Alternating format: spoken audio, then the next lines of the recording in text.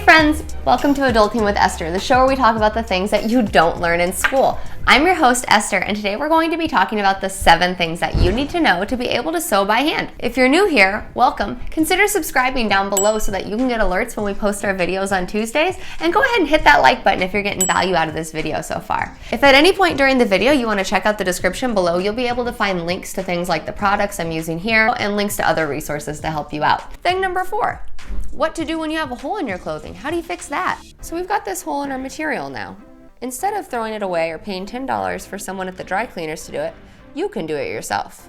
Insert your needle from the back of your project close to where the hole is, but not within the frayed strings.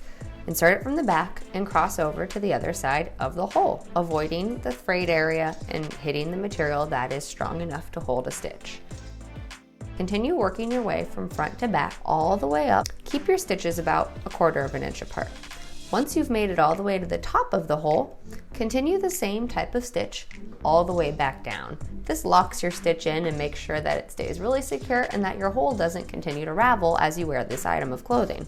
Insert your needle from the front to the back for your final stitch so that you can tie it off with your knot remaining hidden on the inside of your clothing.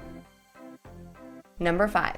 How to put a button on when it falls. On the 4th day of sewing, Esther gave to me a mended hole, shorter length pants, 2 basic stitches, and a brand new ability.